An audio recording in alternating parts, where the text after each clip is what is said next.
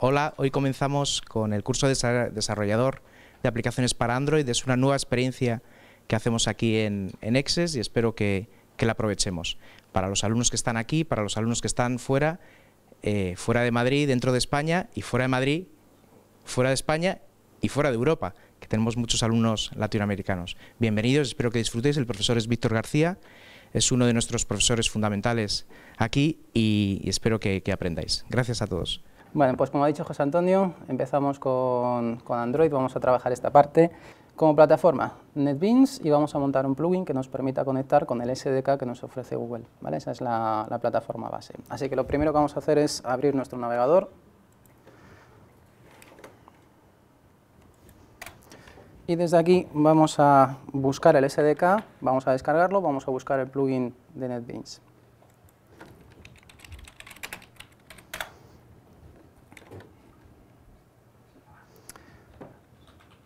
Bien. Una vez que hayáis hecho la búsqueda de Android SDK, es la primera dirección que nos aparece, es la oficial de android.com. Bien. Comentario, para poder entender un poquito la plataforma y de paso saber qué vamos a descargar. Disponemos del SDK, que es la parte, por decirlo así, Java, que nos permite ejecutar dentro de lo que sería la máquina virtual que nos está ofreciendo los teléfonos Android o dispositivos Android. El NDK es el entorno de desarrollo, pero ya para poder trabajar fuera de la máquina virtual, es decir, interaccionando directamente con las librerías básicas que nos ofrece el sistema operativo. Está basado en Linux y, por tanto, este NDK que podríamos utilizar es la parte concreta para atacar a ese Linux que hay por debajo. Es decir, el SDK trabajaríamos sobre Java, sobre, en este caso, la máquina virtual Dalvik, que es la que ofrece, y el NDK, como digo, es para poder trabajar con el entorno Linux. Nosotros nos centramos en el SDK, ¿vale? Así que vamos a hacer la descarga del SDK. Hay dos opciones, o me bajo o me descargo directamente el SDK para trabajar, o me lo descargo con una especie de añadido, que es la herramienta de desarrollo Eclipse, ¿vale? Entonces aquí podéis ver cómo habla del bundle, ¿vale? Cuando aparece el término bundle es la idea de que nos han juntado las dos herramientas, el SDK más el entorno de Eclipse. Detalle. Eclipse tiene una interfaz gráfica para poder desarrollar las aplicaciones visuales, es decir, me permite colocar los componentes de una manera, digamos, más cómoda trabajando con el ratón. NetBeans no dispone de ese soporte, entonces trabajaremos directamente sobre el XML, ¿vale? Hay desarrolladores que lo que hacen es tener ambas plataformas, trabajan con NetBeans y lo que hacen es simplemente abrir un pequeño proyecto para diseñarse las interfaces gráficas, copian luego el fichero XML y lo aprovechan, ¿vale? Nosotros no vamos a descargar el SDK con la parte de Eclipse porque son 400 y pico megas y realmente no lo vamos a aprovechar. Entonces vamos aquí abajo a la descarga de otras plataformas y aquí ahora tendremos que buscar, tendremos que echar un vistazo, SDK solo, y aquí vamos a buscar para la plataforma Windows. Podéis ver que tenemos también para Mac y para Linux, ¿vale? Entonces en la de Windows hay que echar un vistazo a ver qué versiones tenemos.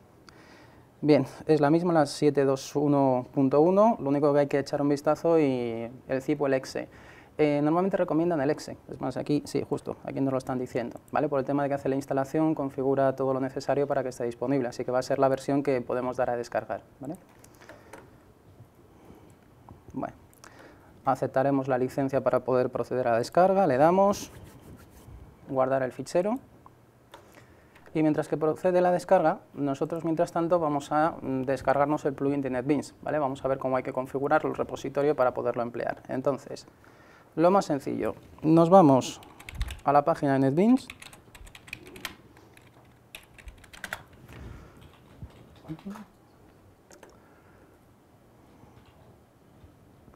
Vamos a buscar en plugins. Hacemos la búsqueda del plugin de Android.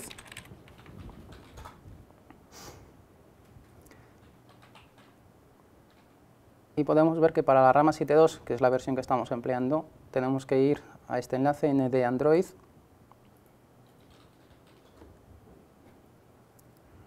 Bien, y ahora aquí tenemos un botoncito de descarga, le vamos a dar.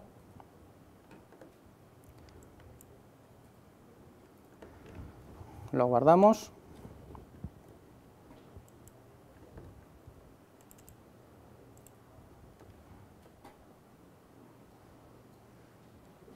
Vale, Voy a proceder a la descarga de nuevo porque... A ver qué nos hace.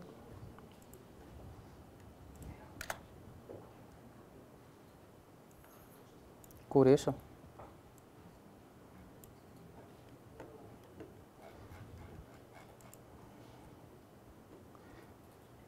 Vamos a hacer la búsqueda de nuevo de Android.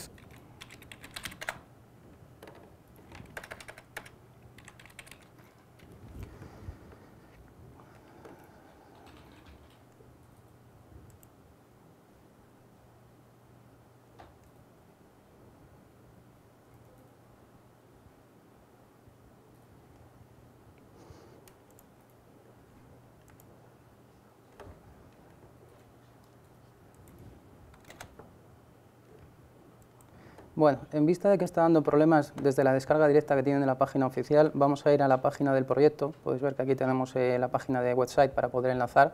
Vamos a entrar ahí directamente y lo transferimos, lo descargamos desde la página oficial. Vamos a ver. Descargas aquí en la parte izquierda, lo podéis localizar.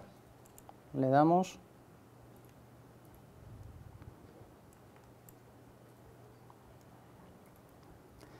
Bien, aquí podemos ver el zip, que en este caso sí que son 660K y no 17K como el que veíamos antes. Así que lo descargamos desde aquí mejor.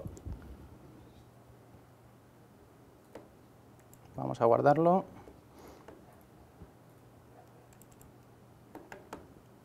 Voy a verificar un momentito a ver si están los módulos. NB, sí, son ficheros de extensiones de NetBeans, así que esta sí que es una descarga correcta. Lo que voy a hacer es extraerla. Por ejemplo, en el escritorio.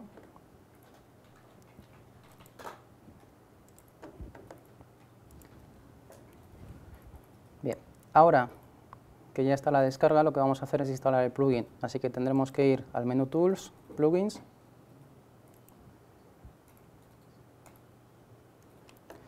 Y ahora aquí tendréis que ir a Downloaded y agregar mediante el botoncito Add Plugins los ficheros NVM que acabamos de descargar, que acabamos de extraer.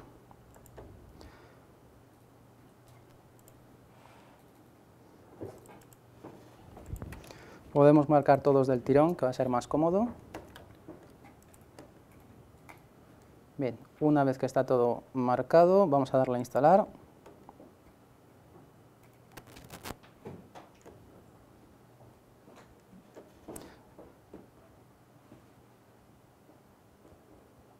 A ver, un momentito. Voy a desactivar, no me he dado cuenta de decirlo, de desactivar el plugin de Test Runner para hacer pruebas, para hacer testeos. Veréis que nos aparece para diferentes versiones, 6.9, 6.9.1 y 7.0. Lo que hacemos es quitar las antiguas y nos quedamos con la 7.0 Plus, es decir, la que cubriría nuestra versión 7.2.1 de NetBeans. Vale, el resto de plugins, después de revisarlos, están bien, así que instalamos. Bien, ahora sí que debería permitir hacer la instalación. Le damos a continuar. Nos pedirá que leamos las licencias y que las aceptemos, así que tendréis que activar el checkbox y darle a instalar para que permita hacer la instalación. Como los plugins no son, por decirlo así, no provienen de la página oficial, nos está advirtiendo. Simplemente si consideramos que son correctos, podemos continuar. Si no, podemos echar un vistazo al certificado a ver si vienen de la página oficial desde la que nos hemos descargado. Bueno, continuamos.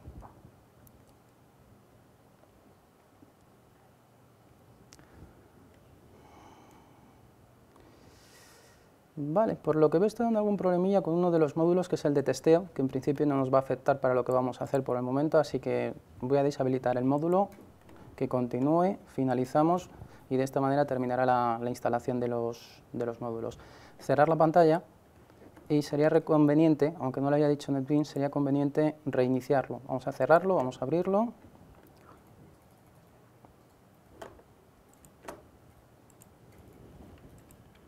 Lo abrimos de nuevo.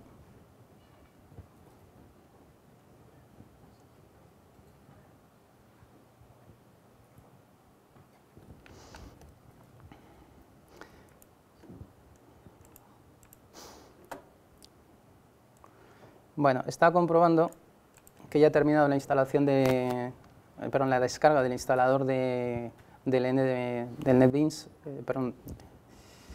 del SDK, entonces vamos a realizar el arranque de esta instalación. Así que directamente voy a ejecutarlo. Lanzamos el instalador. Podemos dar a continuar.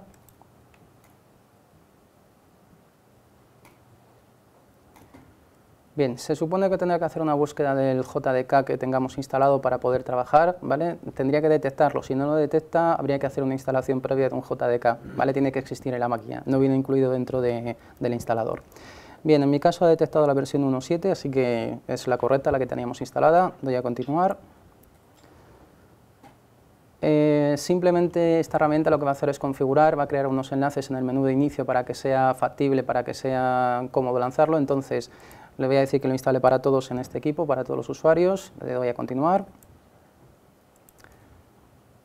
Seleccionamos la carpeta de instalación. Generalmente suele ser archivos del programa donde suele instalarse, ¿vale? Lo digo por si buscamos en internet ejemplos y direcciones, tenerlo en cuenta a la hora de buscar dónde se encuentra el comando db y similares, ¿vale? Bien, le damos a continuar, que haga la instalación. Creará Android SDK Tools como entrada dentro del menú de inicio, así que podemos instalar.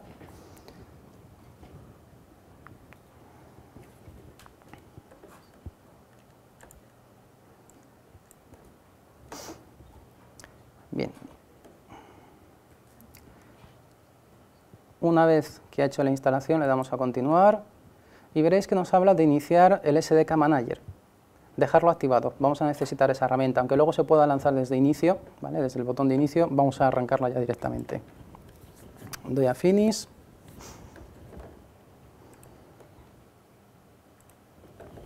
Bien.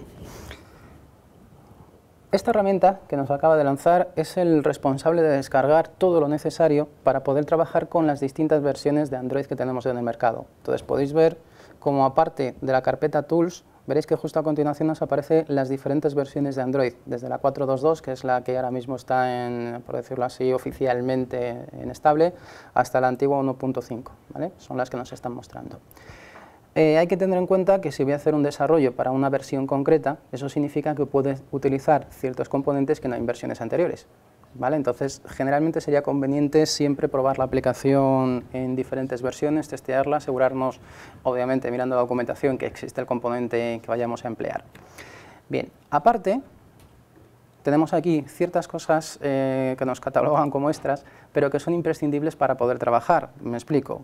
Sobre todo, localizarme Google USB Drive. ¿Vale? Muy importante, esta es la que tiene que estar activada por una cosa muy sencilla. Es el driver que permite detectar a los dispositivos Android. Es decir, teléfono, una tablet, necesitamos que esté instalado este driver porque aquí probablemente tengamos que agregar el identificador del fabricante y del dispositivo para que nos reconozca el dispositivo. Si no, Windows no lo va a reconocer y no podremos utilizarlo para depuración en tiempo real sobre el propio dispositivo. ¿Vale? Esa es la idea. Es decir, aparte de que dispongamos de un emulador para poder trabajar, sería conveniente probarlo en un dispositivo real. Entonces necesito este driver que esté marcado. Por eso voy a él lo primero, ¿vale? Bien, más cosas. Veréis que aquí también tenéis un acelerador del emulador. Activarlo. Simplemente va a acelerar la ejecución del emulador que utilicemos en el equipo, ¿vale? Lo único es que no funciona para todas las plataformas, ¿vale? Solamente para dispositivos Intel x86, es decir, para equipos con esa plataforma. Por ejemplo, para Linux no estaría disponible, o para Mac. Bien, seguimos. Ahora ya vamos a configurar un poquito las cosas que nos interesan. Empezamos por Tools. Android SDK Tools, veréis que ya nos aparece instalado. Bien, es la versión que nos acabamos de descargar, la que está oficialmente en la página. Si nosotros volvemos a arrancar esta herramienta en un futuro, es probable que saquen una nueva versión, con lo cual aquí nos aparecería la opción de indicar que queremos que se descargue, es decir, que se actualice, ¿vale? Entonces no hace falta marcarle porque ya la tenemos instalado. Platform Tools es imprescindible que lo tengamos para poder trabajar, porque dentro vienen ciertos comandos que me permiten interaccionar con el dispositivo, pero no solo con la máquina virtual, sino incluso con el Linux que hay por debajo. Es decir, dentro de esta categoría Platform Tools hay una herramienta sobre todo que se llama ADB, que me permite entrar en un shell de Linux, es decir, directamente trabajar en el Linux que hay dentro del dispositivo. Bien, la marco y ahora de las diferentes versiones de Android que tenemos, vamos a poner una de la rama 4, por ejemplo, la que nos ha marcado a 422, vamos a echar un vistazo por aquí también a la rama 4, vamos a dejar también la rama 32, y tal vez sería interesante trabajar con la rama 2.3, ¿vale? Tal vez. Lo digo porque los dispositivos van evolucionando, la rama 2.3 son dispositivos que llevan en el mercado ya bastante tiempo, son dispositivos que actualmente se consideran como de gama media-baja, más bien baja, entonces es probable que desaparezcan dentro de no mucho tiempo. Entonces, si queréis probar compatibilidades de aplicaciones y que funcionen todos, yo la instalaría. Bueno, pues en principio vamos a dar a instalar. Aquí abajo tenéis el botoncito a la derecha. Como veis, nos va a pedir que aceptemos la licencia de los diferentes paquetes que vamos a instalar. Podéis echar un vistazo a las licencias y luego después, ¿vale?, aceptamos todas y podemos instalar. Y aquí ya depende de la conexión, depende de cómo esté de sobrecargado el servidor para hacer la descarga, así que lo vamos a dejar de fondo, vamos a minimizar. Volvemos al NetBeans que lo había reiniciado, sigue dando problemas con el módulo de Android Test Runner, es raro, pero bueno, como está dando problemas simplemente lo deshabilitamos y le damos a continuar.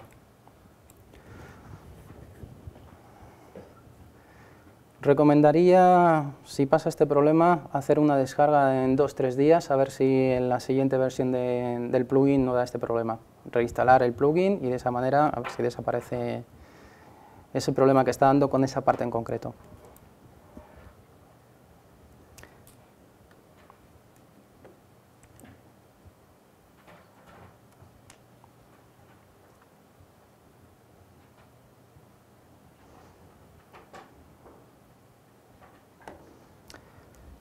Bueno, vamos a cerrar proyectos anteriores.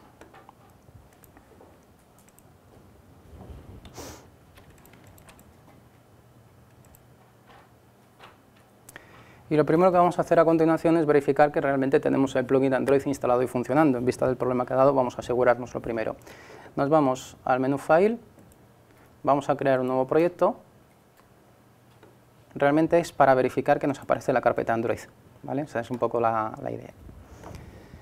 Deberían de aparecer dos categorías, dos tipos de proyectos, ¿vale? En realidad el natural que vamos a emplear nosotros es Android Project y luego tenemos la posibilidad de crear proyectos de testeo, es decir, que hagan pruebas, baterías de pruebas contra las clases que hemos programado, que comprueben que todo funciona. Bueno, pues ese es justamente el plugin que está dando fallos antes, ¿vale? Este tipo de proyectos. Como no lo vamos a emplear nosotros por el momento, en principio no debería afectarnos. Selecciono Android Project, le doy a continuar. Vamos a crear un primer proyecto como toma de contacto. Le voy a llamar primer ejemplo.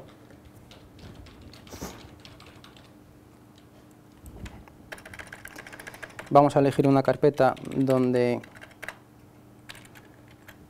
dejar ese proyecto. Tendréis que indicar nombre de paquete. ¿Por qué? Muy sencillo, va a crear una clase inicial y necesitamos decirle en qué paquete lo va a dejar y cuál es el nombre de la clase principal que nos va a crear. Entonces, el nombre de paquete va a ser en este caso primer ejemplo.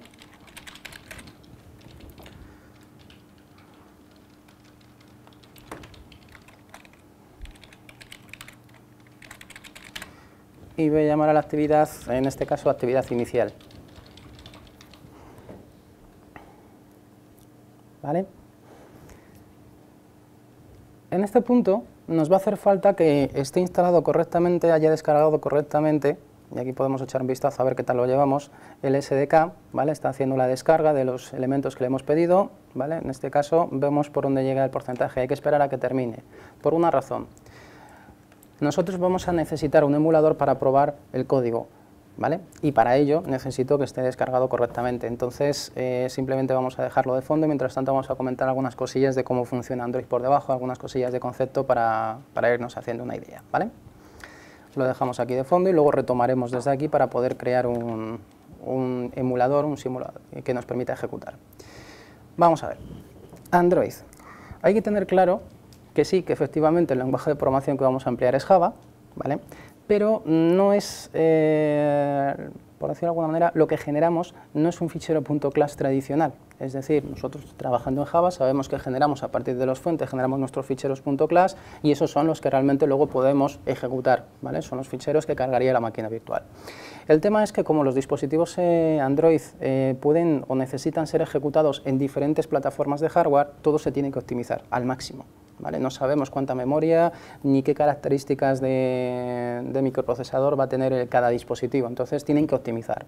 La técnica que ha seguido la gente de Google es muy sencilla, han creado su propia máquina virtual, que no es lo oficial que tenemos habitualmente para trabajar de Java, es decir, no es la proporcionada por Oracle, sino que es una optimizada de tal manera que no acepta ficheros .class, sino que esos ficheros .class tienen que ser, como decirlo, optimizados y se generan ficheros con extensión .dex.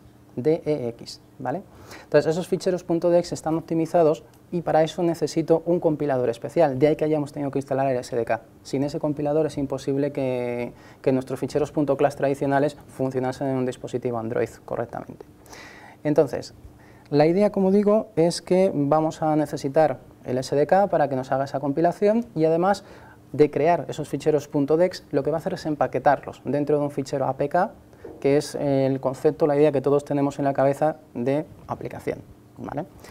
Si habéis trabajado con dispositivos Android, normalmente del Play Store podemos descargarnos aplicaciones. Son ficheros APK en definitiva los que va a descargar, los que va a instalar y los que va a montar, pero no tenemos por qué descargarlos solo del Play Store de Google, es decir, hay muchas más tiendas, Samsung ofrece la suya, cualquiera puede montarse una tienda virtual ofreciendo aplicaciones, ¿vale? Entonces el tema es que necesitamos ese formato y eso lo va a hacer el SDK, es el que lo va a construir, el que lo va a montar, ¿vale?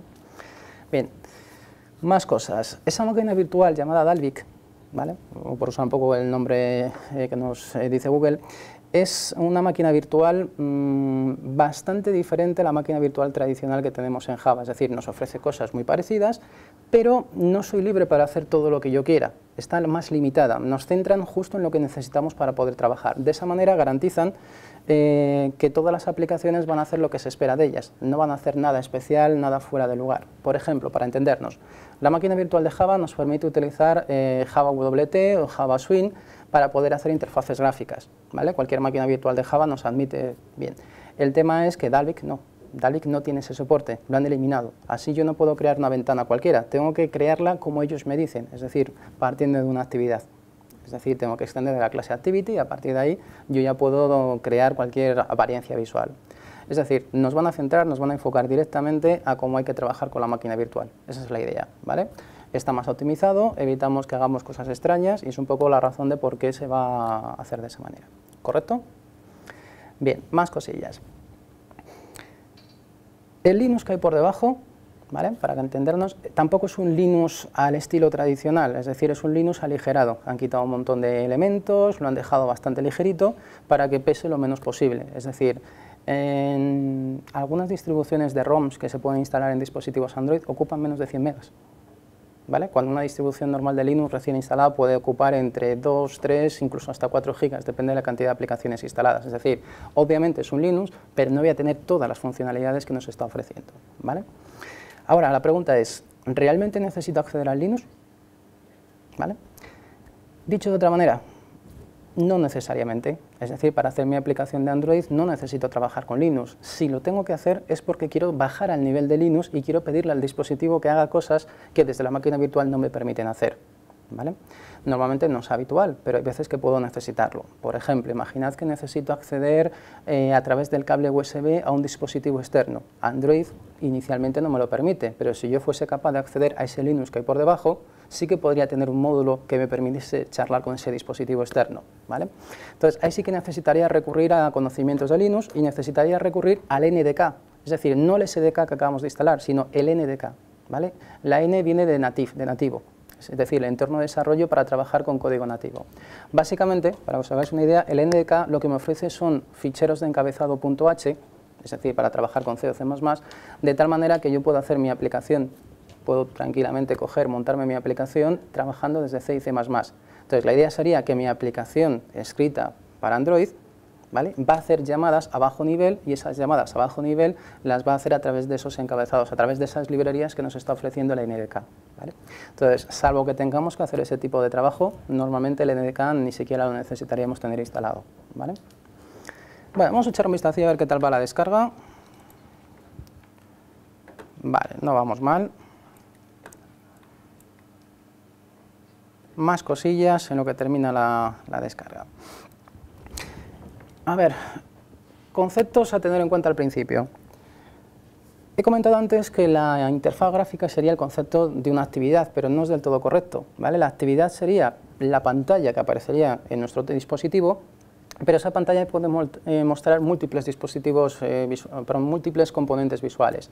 Entonces, de esos múltiples componentes visuales, la idea es que una actividad puede mostrar uno y en función de la interacción con el usuario quitar esa vista y poner otra vista distinta. Es decir, la actividad más bien sería el concepto de la aplicación, por decirlo de alguna manera, ¿vale? Pero en realidad es que yo puedo tener múltiples actividades, cada una con sus múltiples vistas. Entonces es un concepto un poco diferente al enfoque tradicional que tenemos en Java. Bien, aparte de la actividad, nosotros vamos a tener varios, digamos, componentes por detrás. Me explico. Por ejemplo, vamos a tener el concepto de servicios. Eso es importante tenerlo en cuenta porque una aplicación, al ser interactiva, no os va a permitir en ningún momento coger y dejarla bloqueada, porque el usuario se va a desesperar diciendo esto no funciona, se ha quedado bloqueado. Entonces vamos a tener ciertos límites para, generalmente suele ser un tiempo de unos 5 segundos, para limitar el bloqueo que podemos hacer en la interfaz gráfica. Entonces necesitaremos utilizar algún tipo de sistema tipo hilos, que me permita hacer trabajo en background, y digamos la solución que nos ofrecen es trabajar con los servicios, instalarlos como servicios que estén ofreciendo funcionalidades, ¿vale? Tened en cuenta que los servicios no tienen por qué ser solo para mi aplicación, yo puedo tener servicios que se ofrezcan a otras aplicaciones, puedo ser un proveedor de servicios, ¿vale? Entonces, bueno, son dos conceptos clave que inicialmente necesito que nos vayan sonando. Otro concepto que necesito conocer desde un principio son los intent. Me explico. Android tiene una característica bastante interesante y es que yo cuando pido ejecutar algo no tengo por qué saber quién lo va a llevar a cabo. Es decir, si yo pido mostrar una coordenada en un mapa, no tengo por qué saber qué aplicación lo va a hacer. Lo puede hacer Google Maps o lo puede hacer una aplicación de terceros, ¿vale? Entonces, la idea es que el intent es la solicitud, la petición de ejecutar, de llevar a cabo una actividad, y ese intent en nuestro dispositivo mirará a ver, o se casará, como queréis decirlo, con las diferentes aplicaciones que puedan responder a ese intent, a esa solicitud, ¿vale? De esa forma me permite incluso hasta elegir entre ellos. Si hubiese varios y ninguno estuviese predeterminado, yo podría seleccionar cuál, ¿vale? Yo como usuario. Entonces la idea es que es una ejecución tardía, es decir, nosotros pedimos ejecutar algo y en tiempo de compilación no sabemos quién va a responder, pero en tiempo de ejecución sí sabemos, ¿vale? Esa es un poquito la idea del concepto o la idea de intent. Tened en cuenta que los intent no son muy específicos, o sea, un intent puede ser quiero ver una página y una URL, o puede ser algo así como quiero hacer una compra de un billete de avión que cueste 200 euros. O sea, puede ser muy específico o poco específico. Entonces, dependiendo de eso, los distintos oyentes, los distintos receptores que puedan atender esa petición, pues se ejecutará el más adecuado. O si hubiese varios candidatos posibles, seleccionamos, ¿vale? Ese es un poquito otro conceptillo que necesito conocer de Android, ¿vale? Bien, otra cosa que tenemos que hacer o que tenemos que tener en cuenta antes de empezar a trabajar es el tema de los dispositivos reales. A ver, todo dispositivo USB, cuando se pincha en un ordenador, cuando se conecta, realmente se identifica frente al ordenador con dos numeritos. Uno que representa al fabricante y otro que representa el dispositivo concreto de ese fabricante. Eso es lo que permite a Windows saber qué driver se tiene que usar para ese dispositivo concreto. Vale, ahí tenemos un pequeño problema y es el siguiente. Los dispositivos oficiales, es decir, que vienen con ROMs oficiales, tienen los números del fabricante, con lo cual generalmente pues, pueden venir ya con el driver de Google para que lo reconozca. Pero si yo instalo una ROM creada por terceros, es probable que los identificadores que aparezcan no sean los oficiales, ¿vale? O sean una variación de los oficiales, es decir, puede ser que el identificador de fabricante sí sea el correspondiente al fabricante, por ejemplo a Samsung, pero el identificador correspondiente al dispositivo de hardware sea uno inventado por el que ha hecho la ROM, ¿vale? Entonces, dependiendo del dispositivo que tengamos real, habría que tenerlo en cuenta y usar los dos números correctos y exactos para el dispositivo, ¿vale? Entonces, para eso lo que nos va a hacer falta es modificar el fichero .inf que nos está ofreciendo el driver de Google y ahí modificarle, ¿vale? Literalmente modificarle para meterlos en nuestro dispositivo. Entonces, yo lo que voy a hacer es conectar un dispositivo Android al PC. Bien, ahí podemos ver que ya empieza a reconocerlo. Como no tengo instalado el driver de Google, obviamente no puedo hacer una búsqueda del driver, además no sabemos si este dispositivo tiene identificadores oficiales o no, entonces simplemente voy a cancelar. Vamos a cerrarlo las veces que sean necesarias. Esto depende del dispositivo, depende si ofrece más o menos características, es probable que nos aparezcan varias solicitudes, bien como disco duro externo, bien como dispositivo Android, es decir, puede ser que aparezca en varias ocasiones. Bien, vamos a ir a buscar a mi PC, vamos a ir a administrarlo, y aquí vamos a localizar el administrador de dispositivos. ¿Correcto? Debería de aparecer en otros dispositivos, o tal vez en otra categoría, depende de la versión de Windows, debería de aparecer los elementos que ha intentado detectar el sistema operativo y que no teníamos driver correspondiente, ¿vale? Entonces, en cualquiera de ellos, yo por ejemplo voy a coger el primero, voy a ir a las propiedades y me voy a ir a los detalles. Si no aparece marcado, marcarlo, ID de instancia de dispositivo. Bien, comprobad que aquí lo que os aparece, o parte de ello, es un bit y un PID. El bit sería la correspondencia con el fabricante, el identificador del fabricante, y el PID se correspondería con la representación del dispositivo de hardware concreto de ese fabricante. Entonces, el comentario es que los 4 dígitos que salen son esa decimal, ¿vale? Por eso aparecen números y letras. Bien, esos 2 números en concreto son los que tenemos que tener en el driver, bien porque ya venga de serie o bien porque nosotros lo agreguemos a mano para que lo reconozca, ¿vale? Esto también pasa mucho si el dispositivo de hardware que estamos, por decirlo así, utilizando no es uno de los típicos y habituales, sino que es una empresa, digamos, que está empezando. Por ejemplo, muchos dispositivos que vienen de China son buenos, funcionan correctamente, pero sus identificadores no se los han pasado a Google para que los meta dentro del driver. Entonces, bueno, simplemente podemos agregarlos de esa manera. Bien, dejamos esto por aquí porque esos numeritos nos van a hacer falta. Vamos a ver si tenemos la instalación del driver ya terminado y la tenemos, así que voy a ir a mi PC, vamos a ir a la carpeta de instalación que era en C, archivos de programa, vamos a echar un vistacillo en Android, aquí lo tenemos. Debería aparecer dentro el Android SDK. Bien, y dentro, vamos a abrirlo, tendría que haber una carpeta llamada Extras. ¿Correcto? Dentro de Extras, lo voy a abrir, tiene que aparecer Google y dentro tiene que aparecer el driver USB. Vale, voy a abrirlo.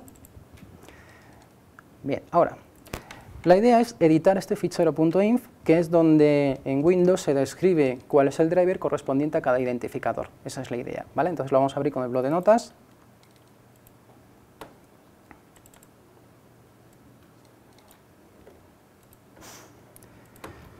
Bien, no hace falta conocer el lenguaje que están utilizando aquí dentro, siempre y cuando tengamos cuidado con un par de cosas. Esto va a ser muy sencillo. Mirad, si os desplazáis un poquito, veréis que aquí aparece una categoría que es google.ntx86. Vale, bueno, pues hay otra categoría un poquito más abajo, voy a desplazarme para buscarla, aquí está, que es NT-AMD64. Simplemente es la versión del driver, es decir, si es para 32 bits o para 64 bits. Bien.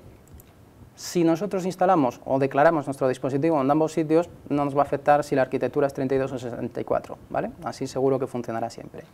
Bien, dentro de cada categoría podéis ver que os aparece un pequeño comentario que empieza por punto y coma y debajo os aparecen 4 líneas, ¿correcto? Bien, vamos a ver.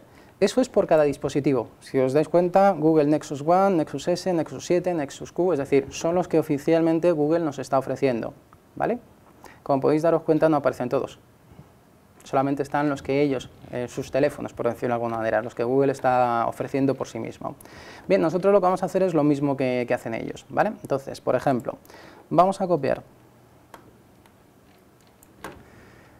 lo que sería el comentario y las 2 primeras líneas y las vamos a pegar y editar.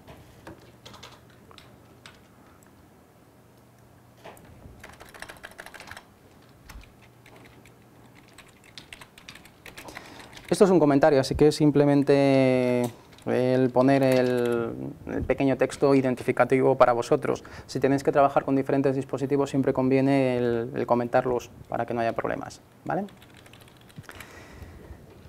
Bien, y ahora, una vez que le demos un nombre, lo que vamos a hacer es editar los numeritos, es decir, los dos numeritos correspondientes, los dos que corresponden al fabricante y al dispositivo de hardware. Y vamos a utilizar exactamente los que nosotros hemos localizado a través de Windows. Vamos a echar un vistazo, a ver dónde los tenemos. Víctor, a mí en la administración no me salía los dispositivos ni nada. ¿Pero has pinchado el USB? No. Ese es Claro, es lo que me estaba preguntando. Bien, vamos a ver.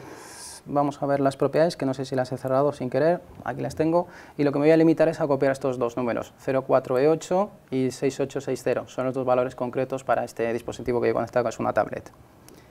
Vamos a ponerlos directamente aquí.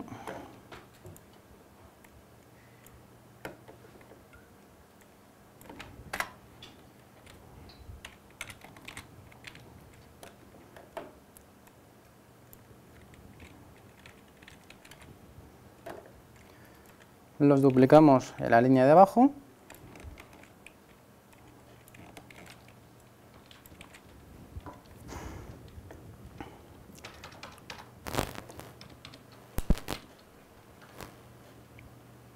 Bien. Un detalle adicional, el protocolo USB me ofrece diferentes servicios dentro del mismo dispositivo. Entonces podéis ver como aquí en la segunda entrada hay una indicación en este caso del identificador 01. Serían algo así como canales, ¿vale? Disponemos de varios canales, 01, 02, 03, entonces dependiendo del identificador que se esté utilizando significaría un servicio diferente. Por eso podéis ver aquí cómo aparece Single ADB Interface o Composite ADB. ¿Vale? Entonces, dependiendo de si estamos en modo depuración o no, digamos que el servicio ofrecido por el dispositivo sería distinto y por tanto el driver tiene que charlar con el dispositivo de manera diferente. Bueno, pues en principio esto que acabamos de hacer, vamos a copiarlo. Lo voy a poner en grande para que se vea mejor. Vamos a copiarlo, porque lo hemos hecho para el tipo x86, vamos a meterlo ahora para MD64. Simplemente es copiar y pegar, ¿vale? Lo agregamos. Guardamos. Vamos a cerrar el fichero .inf, que ya lo tenemos editado. Puedo cerrar también ya esta ventanita. Y ahora el tema es que vamos a desconectar y volver a conectar el dispositivo, y una vez que lo hagamos, volverá a aparecer el asistente para instalar el driver, entonces tendremos que buscar ese mismo fichero inf, tendremos que localizarlo en la carpeta donde está para que Windows lo utilice y haga la instalación. Es decir, dicho de otra manera, desconecto y vuelvo a conectar el dispositivo, veréis que ha desaparecido, ahora volverá a aparecer.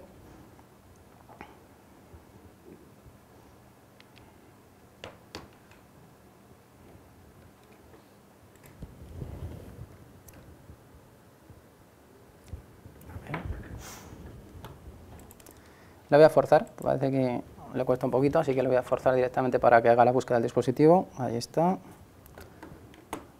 Este mensaje que ha aparecido aquí como globo es porque he quitado y he vuelto a conectar el cable.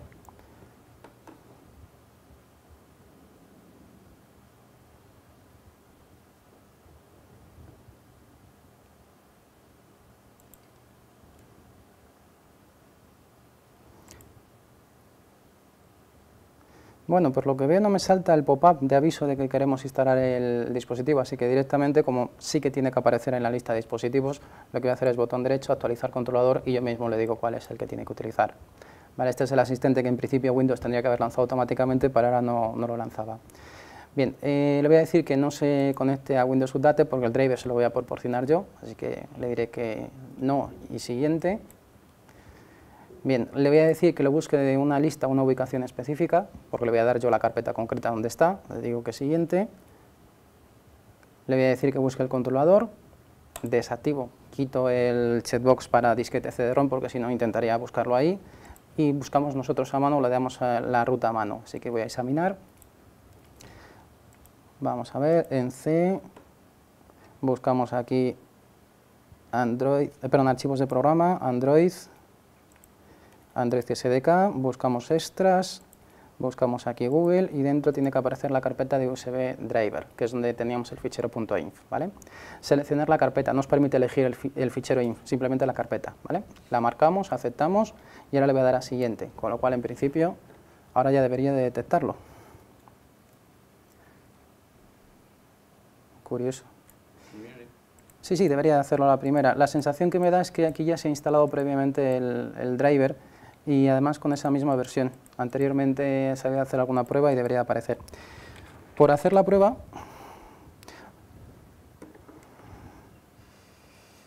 vale, yo creo que está instalado, porque si no directamente lo habría reconocido y no debería dar problemas. Ahora después, cuando utilicemos las herramientas, listaremos los dispositivos reconocidos y veremos si nos aparece o no. En principio debería estar ahí, ¿vale? Ahora después lo comprobamos.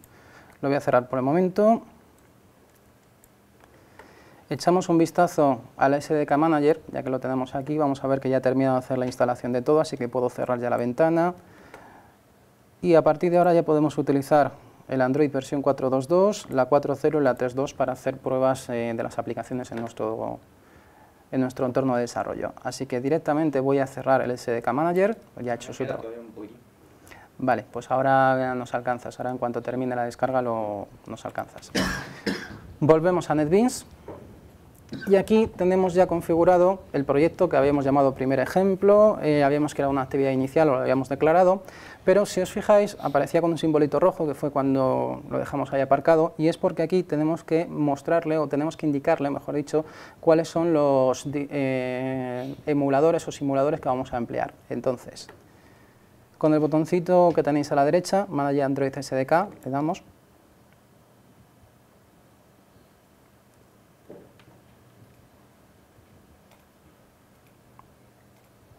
Vale. Os aparece una ventana para indicar dónde se encuentra el SDK instalado. Es decir, NetBeans lo único que va a hacer es ejecutar algunas de las herramientas, algunos de los comandos que hay disponibles dentro del SDK. Es decir, realmente gran parte del trabajo lo hace el SDK. Entonces necesitamos indicarle dónde está instalado. Vamos a dar a Browse. Vamos a hacer la búsqueda que estaba en C, archivos de programa, buscamos Android y Android SDK. Esa es la carpeta que debemos de seleccionar. ¿Vale? Recordad que dentro es donde estaba todo lo que hemos descargado, incluyendo el driver. Bien, la selecciono. ¿Vale? Una vez que ya esté aquí la ruta, NetBeans sí que podrá localizar las herramientas, con lo cual ahora, al aceptar, deberían de aparecernos todos los posibles emuladores que podemos emplear. ¿Vale? Aseguraros que os aparece la lista. Bien. Ahora, necesitamos marcar o seleccionar aquel para la versión que vamos a hacer las pruebas. Realmente para lo que vamos a hacer ahora en estas primeras pruebas, que es una toma de contacto, cualquiera me valdría. Por elegir uno intermedio voy a coger la 4.0, ¿vale? La versión 4.0.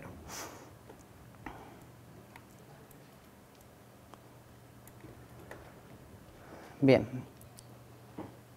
Por el momento vamos a continuar, pero podéis ver que nos da un problema. Nos dice que el nombre del paquete debe de tener al menos dos partes. Lo que nos está diciendo es que aquí en el nombre del paquete, debido a un bug desde las primeras versiones del SDK, es obligatorio que tenga dos, ¿vale? Simplemente dos nombres de paquete separados por puntos. Bien, primer ejemplo, pues vamos a poner aquí exes.primer ejemplo. Veréis que el mensajito de la advertencia desaparece. Quiero recordar que ese bug ya está corregido en las últimas versiones, pero NetBeans, por compatibilidad con SDKs más antiguos, nos obliga a respetarlo. Finalizamos.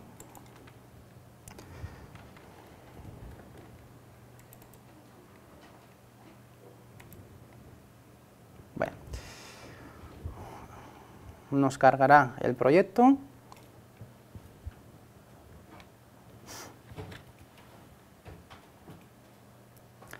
¿Tu caso, Joshua, ha terminado la descarga? Es que hasta que no termine no vamos a poder alcanzarnos. Ha terminado la descarga, ahora está cargando los paquetes. Vale, pues ahora en breve terminará. Pero está vacía. Sí, pero la ventanita que te aparece de pop-up donde muestra descargas, ¿te pone Done? Sí, si pone Done ha finalizado. Puedes aceptar, ya terminará. Lo que pasa es que le doy a Manage Android SDK, le pongo la ruta, OK, y no aparece nada en la... Vale, haz una cosa, cierre la ventanita de creación de proyecto, ¿vale? Tendrás que volver a crear el proyecto desde cero. A ver si ahora te aparece con el botón de Manager. No. Vale, pues vamos a hacer otra cosa para configurarlo. Cierra la ventana de creación de proyecto nuevo, ciérrala. Vente a Tools, vente a Opciones, vale, y comprueba en la ventana de opciones, el último botón que pone Miscellaneous, ¿vale? Ahí aparece una pestañita con el término Android, ¿correcto? Está, ¿no? Bien. ¿Aparece la ruta? Vale, vuelve a seleccionarla. ¿Vuelvo a poner? Sí, la misma ruta, archivos del programa, Android, Android SDK. Vale, acepta los cambios, dale OK para guardar los cambios. Ahora un nuevo proyecto. Sí, compruebo ahora si te aparece. Un pequeño comentario acerca de cómo vamos a tener esto aquí. Es un poco raro, un poco peculiar la estructura que nos han dado la gente de Google, pero tiene sus ventajas. Me explico. En este proyecto podemos ver nuestra actividad inicial, ahora le echaremos un vistazo, veremos un poquito qué es lo que hay dentro y cómo funciona, pero veremos que ha aparecido directamente Generate Source Packages. En un proyecto Java normal, salvo que yo haya generado, por ejemplo, creando un servicio web o similar, no suele aparecer esta carpeta, aquí ya sale directamente. La razón es que aquí dentro va a haber una clase llamada R, ¿vale? Una clase R. Dentro de esa clase R vamos a tener los diferentes, ¿cómo decirlo?, recursos que vamos a emplear o que vamos a utilizar. La idea es que se va a crear esa clase R para guardar dentro números enteros que representan a los diferentes identificadores de recursos, ¿vale? De esta manera está centralizado los recursos. ¿Por qué se hace de esta manera? Muy sencillo. Si yo agrego una imagen para mi proyecto, para mi aplicación, para que visualmente la muestre, si yo agrego un fichero XML de configuración de una vista, ¿vale?, cualquier recurso que yo pueda necesitar ocupa mucho. Entonces, lo que ha hecho la gente de Google es optimizarlo, es decir, cogen las imágenes, cogen los ficheros XML, cualquier tipo de recurso que esté permitido agregar, lo cogen, lo compactan y su formato no es un formato tradicional, sino que está optimizado. ¿Problema? Pues que si yo tuviese que cargar ese fichero desde Java no tengo posibilidad, tiene que hacerlo la máquina virtual Dalvik, que es la que sabe cómo descomprimir, si lo queréis decir de esa manera, ese recurso, ¿vale? Entonces, el tema es que para que yo me pueda referir a los recursos, lo que vamos a utilizar es simplemente un identificador numérico que está asociado con cada uno de esos recursos. Va a haber un mapeo directo entre el identificador de recurso y el nombre del fichero que lo contiene. Todo esto lo va a generar, lo va a gestionar la máquina virtual Dalvik. Nosotros simplemente diremos, quiero cargar un botón cuyo identificador es R. lo que corresponda, ¿vale? Es un poquito la idea. Por eso aquí ya nos aparece la carpeta de Generate Source, porque se va a generar una clase seguro, que es la clase R. Bien, debería haber una carpeta de recursos. Esa carpeta de recursos, si le echáis un vistazo, dependiendo de la versión de NetBeans que tengáis y de la versión de plugin, puede ser que estuviese vacía o puede ser que tuviese ya unas carpetas creadas inicialmente. Bien, hay varios tipos de recursos, entonces en este caso simplemente me voy a quedar con, por decirlo así, con dos principalmente, una carpeta llamada Values y otra carpeta llamada Layout, ¿vale? Por el momento esas dos. Me explico. En Values lo que vais a tener, si lo abrimos, son recursos de tipo string, de tipo array, es decir, información, digamos, sencilla, básica, que vamos a utilizar en nuestras aplicaciones. En este caso hay una variable declarada llamada app-name que está asociada con un string, que es actividad inicial. ¿Qué va a pasar? Pues que en nuestra aplicación más adelante haremos alusión a este nombre y él tomará directamente el valor que está asociado. ¿Correcto? Bien.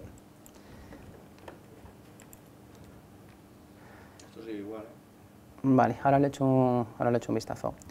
Bien, aparte de eso, de la carpeta de Values, tenemos la carpeta de Layout, que es donde van a aparecer las representaciones de las interfaces gráficas de las vistas que vamos a ofrecer dentro de nuestra aplicación. Podéis ver que aquí hay una ya predeterminada, que es main.xml, la voy a abrir un segundito,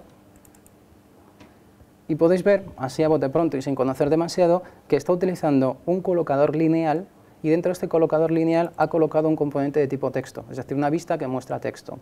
Los ha configurado con algunas propiedades, como podéis ver, por ejemplo, aquí, el ancho o la altura del layout y el texto propiamente dicho que va a mostrar inicialmente. Es decir, esta es cómo vamos a representar, cómo vamos a construir las interfaces gráficas. Son etiquetas XML, dentro de las cuales vamos a ir anidando la estructura visual que nosotros queremos, ¿vale? Esa es un poquito la estructura. Por eso decía que son las dos carpetas inicialmente obligatorias, Layout y Values, para poder tener, digamos, los recursos más básicos. Además, podemos tener otros tipos de recursos distintos, ya hablaremos de ello más adelante, pero ahora a bote pronto y así para que os hagáis una idea de los que aparecen aquí, simplemente un poquito como curiosidad, veréis que Draggable es otra de las carpetas que vamos a utilizar para recursos. Lo que sucede es que a la derecha hay un guioncito y nos pone HDPI, LDPI, MDPI. Se refiere a la resolución del dispositivo. Es decir, Android nos ofrece la posibilidad de que una aplicación funcione en diferentes resoluciones, haciendo los mínimos cambios posibles, ¿vale? Entonces, la idea sería hacer aplicaciones genéricas, pero si yo tengo que ajustarlas para que coja un determinado ancho o que sea más pequeño que un determinado tamaño de una pantalla, tendré que de alguna manera configurarlo, y eso lo vamos a hacer a través de estas carpetas dragables, ¿vale?, que tienen asociada una resolución. Bien, lo dejamos por el momento así.